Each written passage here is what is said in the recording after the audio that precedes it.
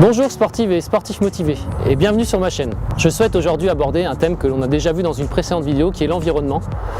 Mais je souhaitais mettre ce thème en le contextualisant avec le cas de Serge Aurier. Alors justement, je vais revenir sur la sortie médiatique de Serge Aurier en 2016 sur le Périscope et j'y vois un très bon exemple pour ce qui concerne l'environnement positif et justement un environnement négatif qui amène à se saboter et ne pas atteindre ses objectifs. Alors en effet, Serge Aurier, à cause des réseaux sociaux et à cause d'un pseudo-ami, s'est retrouvé à insulter des coéquipiers et à insulter on peut dire son propre patron qui est son entraîneur, qui est Laurent Blanc, et justement ainsi à compromettre l'objectif fixé qui est par exemple d'avoir sa place dans l'équipe première. Alors dans un environnement justement non porteur, il s'est retrouvé, Serge Aurier, à ne plus maîtriser ses propos. Et donc au lieu de continuer à performer et de se diriger vers ses objectifs, il a dû, à cause de ses propos, se confondre en excuses et justement perdre du temps, ce temps qui l'amène vers son évolution et vers sa progression.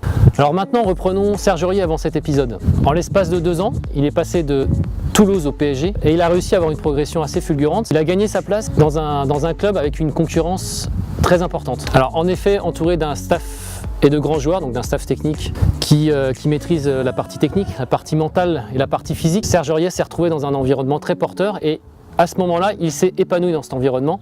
Il y a une progression, comme je l'ai dit avant, une progression très importante. Tout est fait justement pour que le joueur soit mis dans les meilleures conditions pour réussir.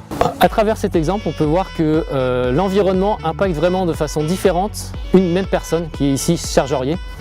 Il peut avoir un environnement très porteur qui le pousse à évoluer et à progresser, et tout d'un coup tout peut s'effondrer à travers ou à cause d'un environnement personnel qui le pousse vers le bas. Donc pour conclure, nous voyons bien que l'environnement est quelque chose qu'il faut entretenir pour évoluer et progresser. Il est donc très important de bien sélectionner son environnement, que ce soit personnel ou professionnel, pour aller vers la réussite et l'atteinte de ses objectifs.